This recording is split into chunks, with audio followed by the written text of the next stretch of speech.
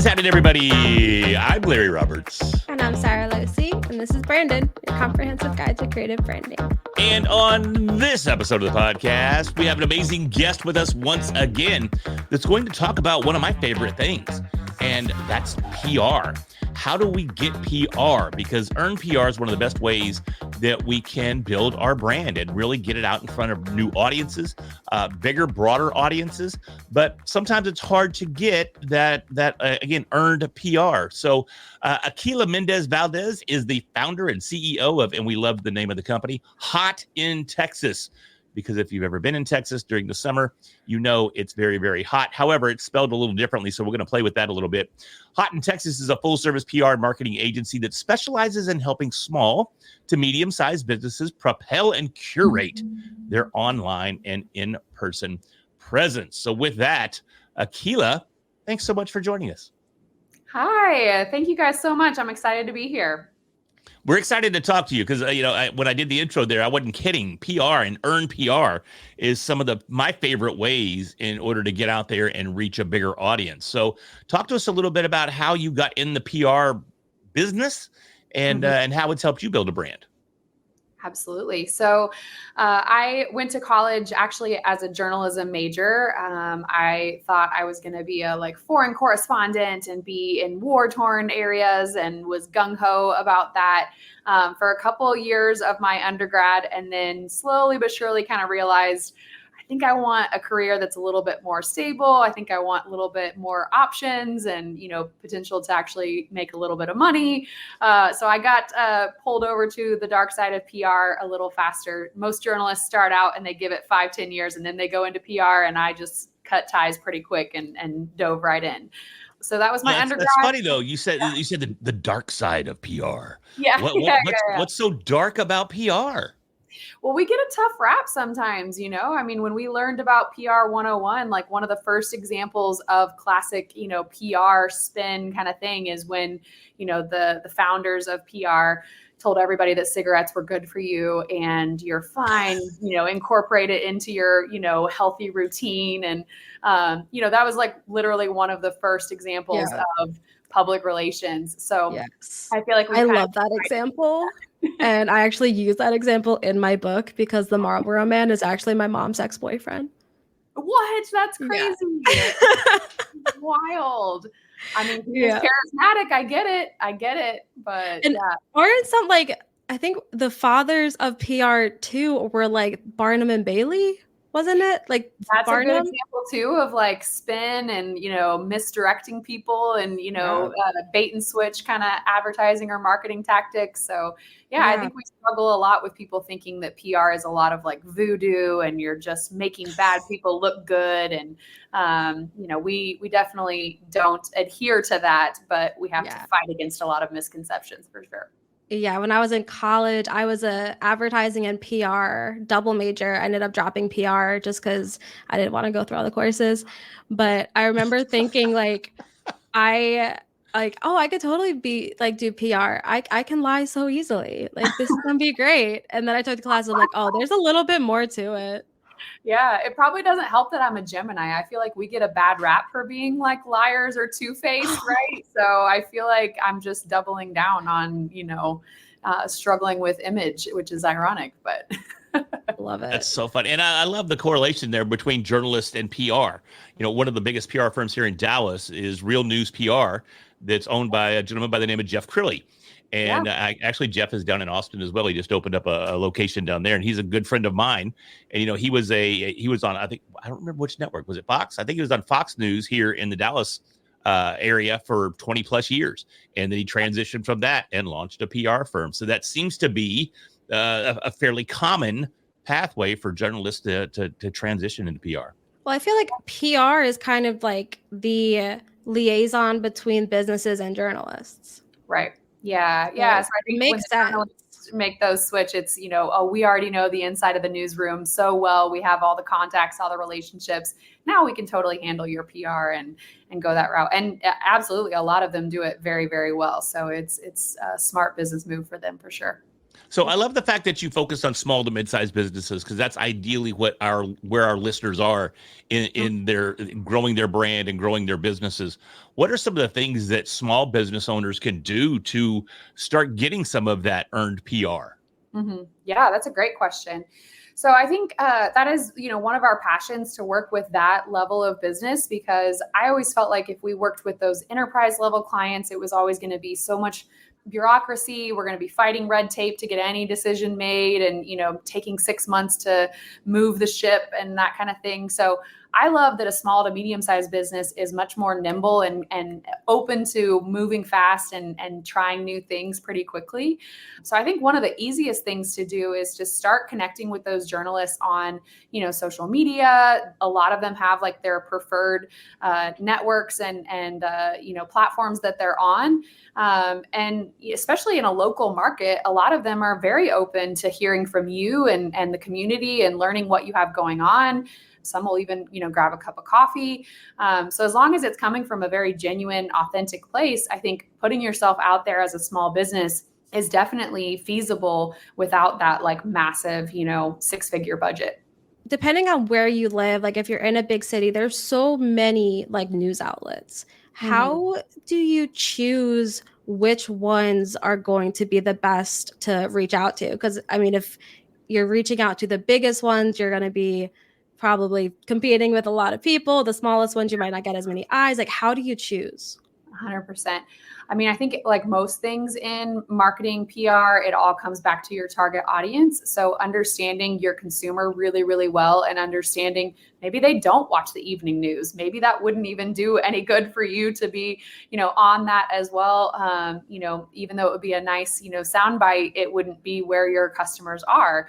So I think honing in on what type of media does your consumer or your target audience actually consume, and then, drilling down that those are your priorities. And sometimes that means, influencers that have sort of a news angle to their platform and they are presenting themselves as a local news outlet.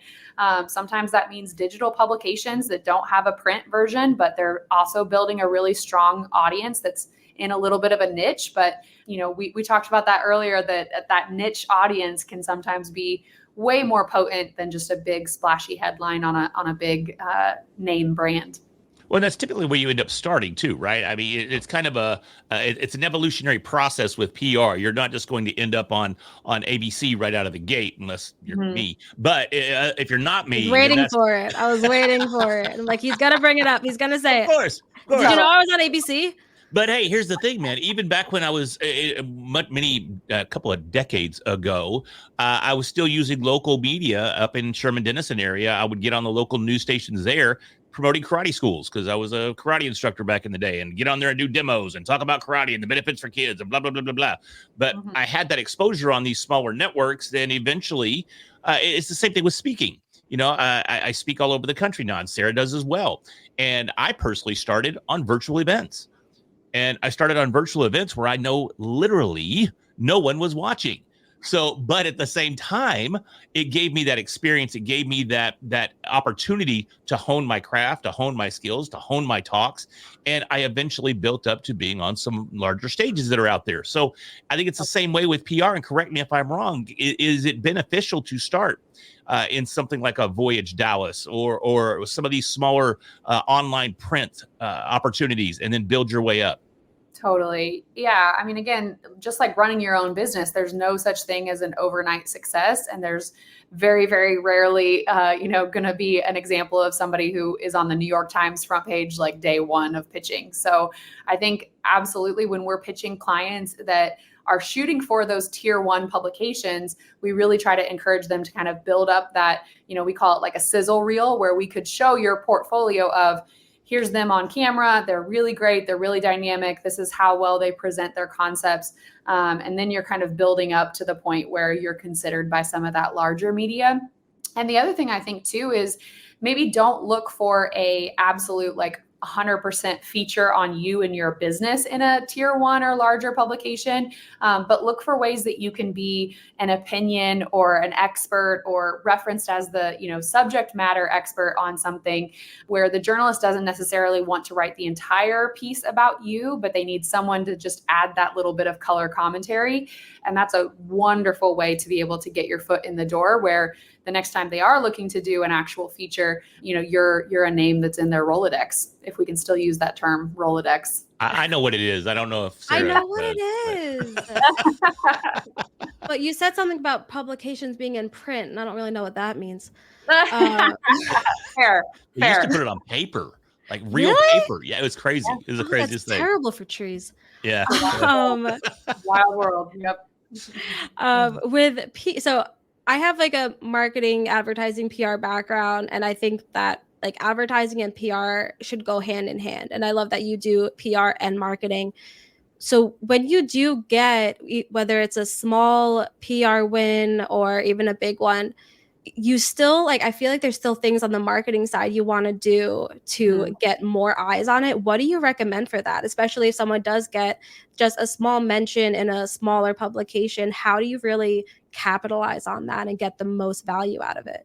Yeah, 100%. I think that, initially when you have that mention in a news piece, it's okay to kind of let that breathe for a couple days and see, on its own, did it drive, a bunch of traffic? Did it drive people to call? Let it kind of see what it does on its own. But I do think for sure it's not enough to just expect that will be it. People want you to share about it on your own social media. They want it, especially if you can share some of the behind the scenes. They love to find out what was it like, backstage, and what was it like before you went on air. And, they want to see pictures and videos and all of that, kind of authentically taking them through the journey with you is really fun to share. So absolutely capitalize on it. Have content on your website that connects with the topic of the feature as well. Have your social media have a mention of the press coverage and highlight it and have it sort of in a easy to find spot. That's where, you really see PR take things to another level for you and your business, where you start getting that feedback and conversations of, man, I just see you guys everywhere. Like, you're killing it. You're doing amazing. This is wonderful. And it's just a handful of news pieces that can start to kind of drive people to think that you've got so much momentum going. And that's always a good thing. So let me ask you this. We're talking about landing PR and getting out there and getting in front of people. But if we're not able to capitalize on these opportunities, they're going to fall flat. And if we are investing in PR and we're not prepared for that level of exposure, we're just throwing money away. So what can people do to prepare themselves for PR so that they are ready when that camera comes on or that article is being written? How can they train themselves to be ready for something like this? Number one, the thing that comes to mind is make sure your website is ready. If people are going to start searching for you, and that goes for your social media too, but make sure your website is ready for that additional traffic and conversions. Is there an easy way to get those people on your email list? Is there an easy way for those people to contact you for a consult? Like, what are we doing to make sure that anybody that does discover you through this news piece, we're not just one and done. We're actually like roping them into our community in some way, shape, or form. And then the second thing I think would be to work with a PR agency or consultant, anybody in that publicist sort of role should be able to do some media training with you. Because again, if you're building yourself up to do this live TV segment, it's going to feel like you're just all of a sudden you're just going to be deer in the headlights and you blink and it's over. So you've got to be prepared with speaking points. You've got to be prepared to, be eloquent in your responses and really make sure that you've got those key points you want to get across. Because again, you're just going to blink and it's over. And then you're like, I wish I would have said this, or, I feel like I didn't, convey this very well. That takes a lot of prep work and not very many people can just wing it. Yeah, I've heard like people say like, okay, can you get me on like Joe Rogan, or can you get me on like the evening news and all of this? I'm like, have you done anything yet?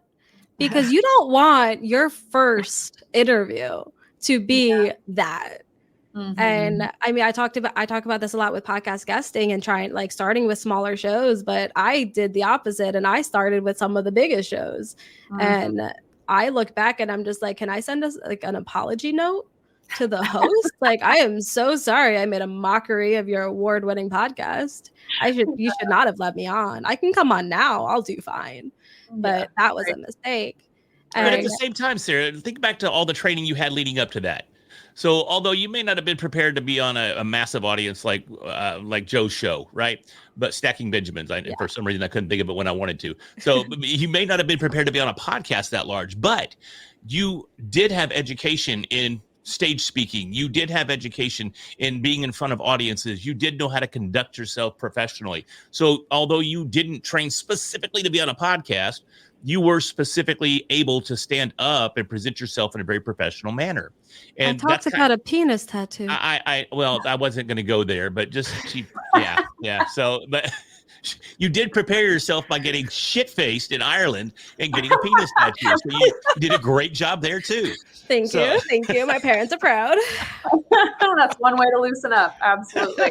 But, at the same time, it goes back to and this is why I was asking the question, because when I did get called for that first time that I was on ABC here in the Dallas market, I had 12 hours to prepare. I got called the night before. They said, hey, you want an ABC slot in the morning? I'm like, sure.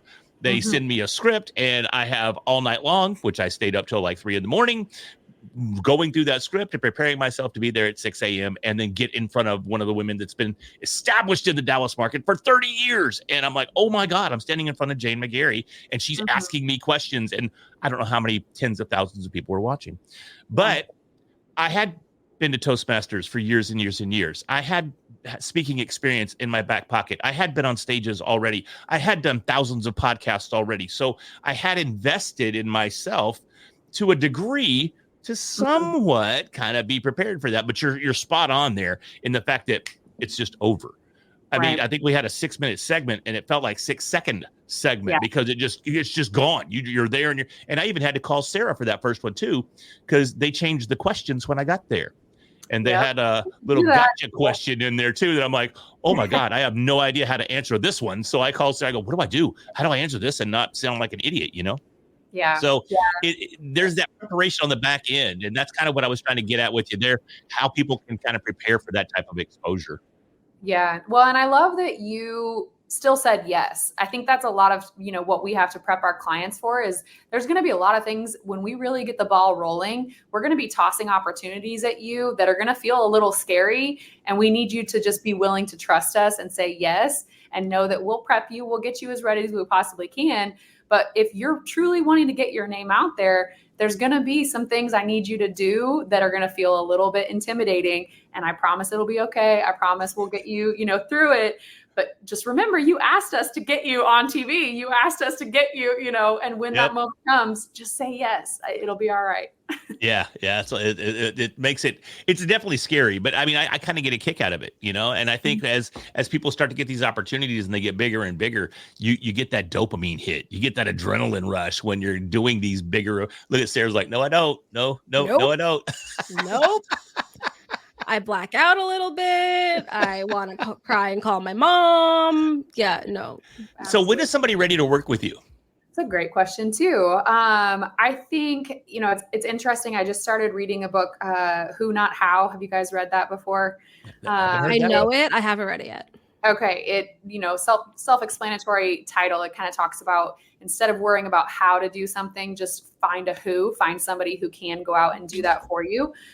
So kind of what we were just talking about, I think the right time to hire a PR agency is when you feel like you're ready to trust a who to handle that for you and know that they're going to do their job. They're going to be accountable. They're going to absolutely deliver on what they say they're going to do, but let them, really shine and handle that part of your business for you.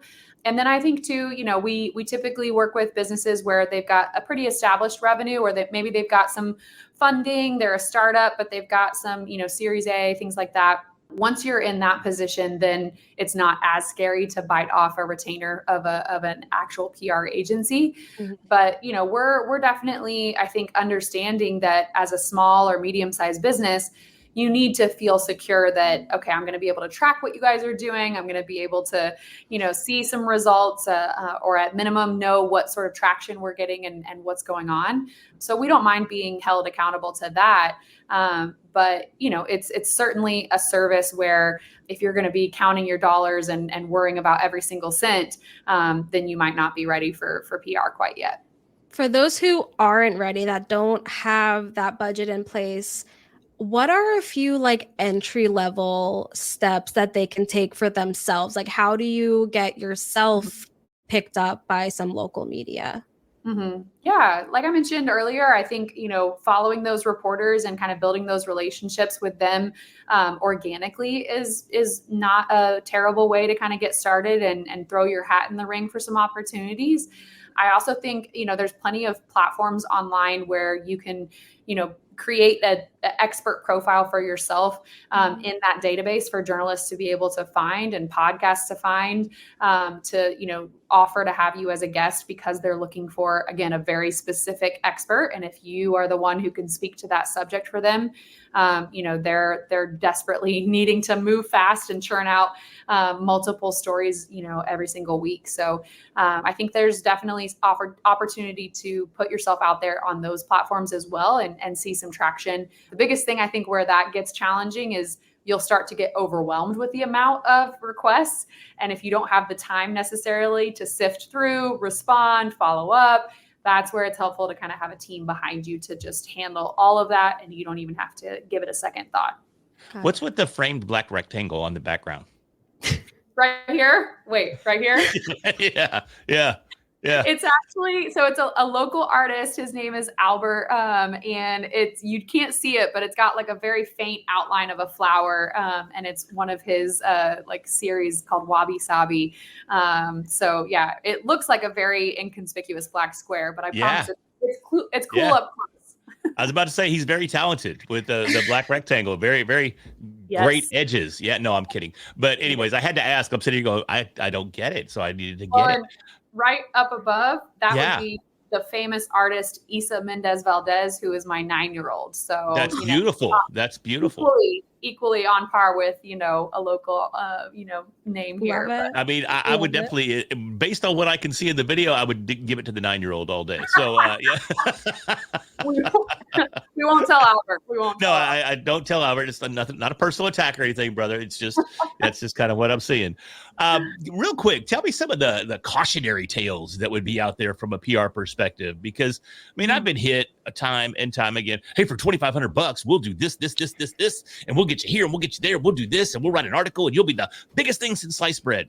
So what are some cautionary tales that you could share with us that people can avoid some of these, I don't know, they're not thirst traps, but just PR traps? Yeah. I think the main thing that we always try to help people understand, and we talked about a little bit at the top of the segment, that, earned media is sort of how we define PR. And by earned, we mean that we didn't pay that journalist to write this story about you. It's not an advertising piece. It's not a sponsored piece. There's now, what we call like advertorials, where it looks very much like it's a editorial piece, but it was actually a paid piece. So that's usually when you've got those companies reaching out saying like, we've got Forbes and Inc. and Entrepreneur who really want to write about your type of business. They're just buying ad space in those publications, and then they're putting you into an advertorial segment in that publication.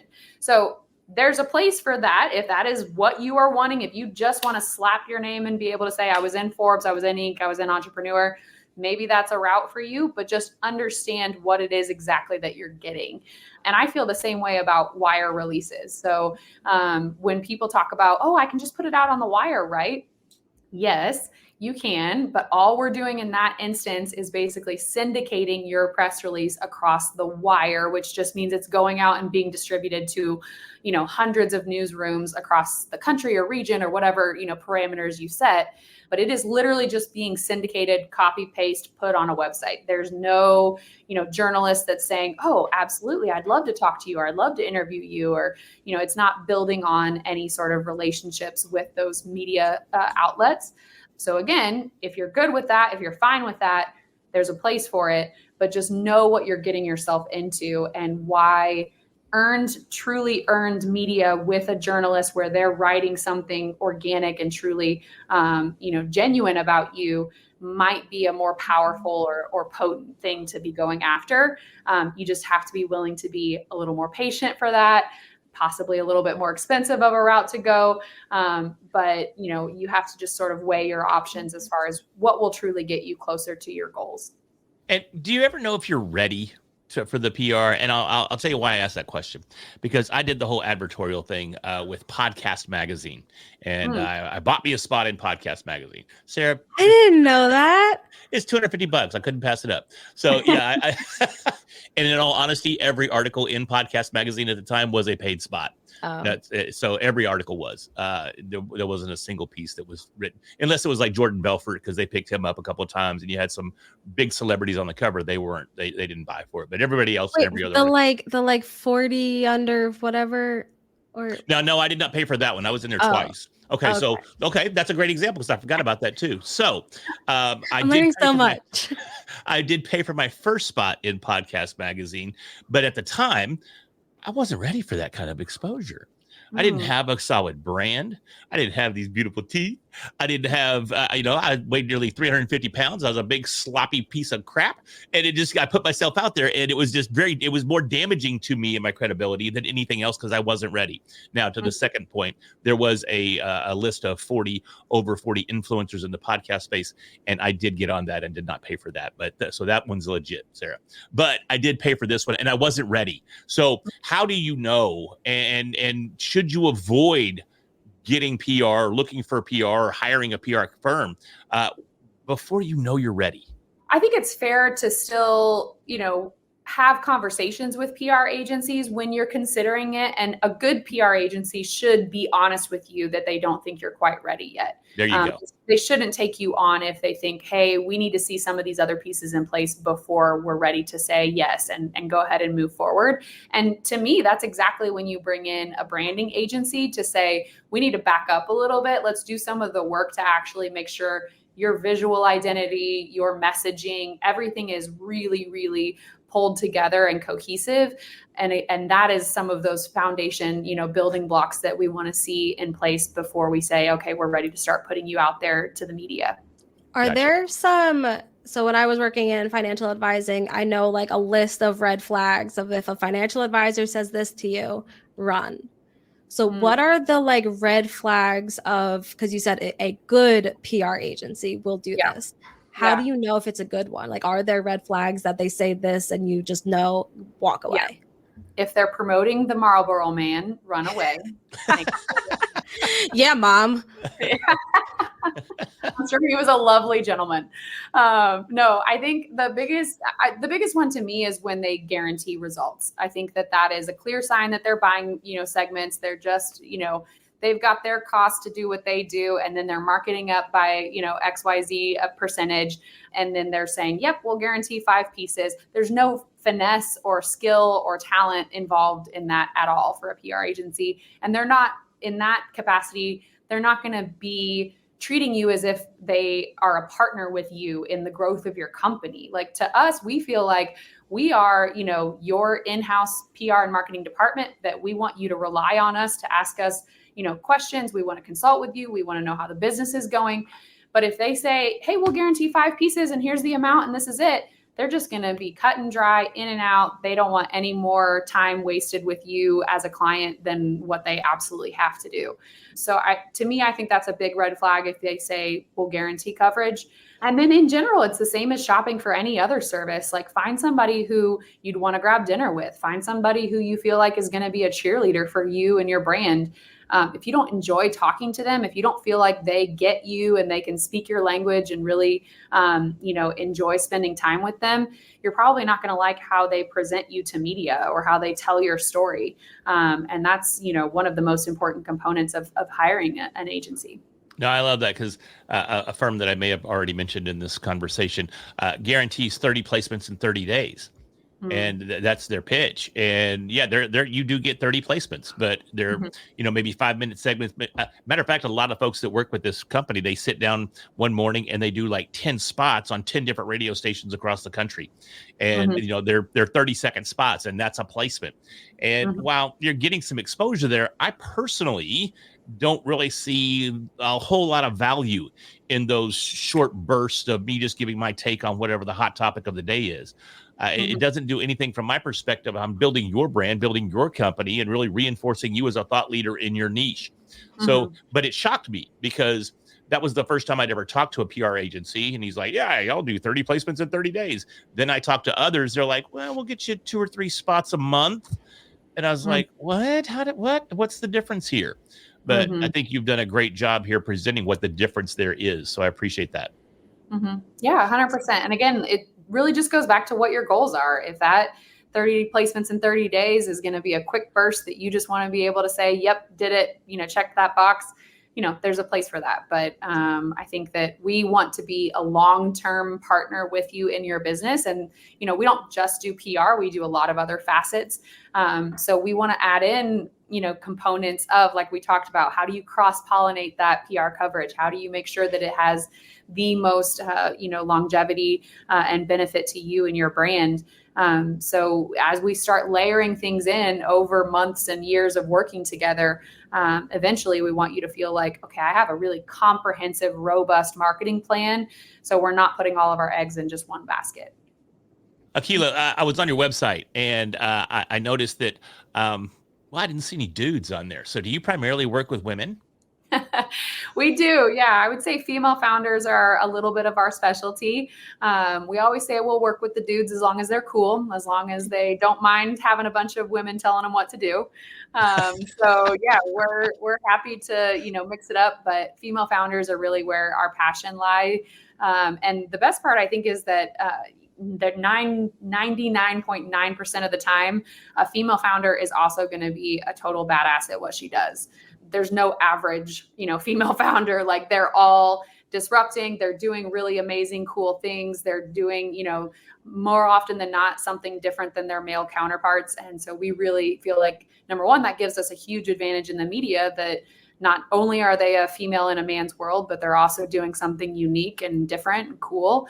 And then number two, it just is so gratifying for us to tell those stories and give them more visibility.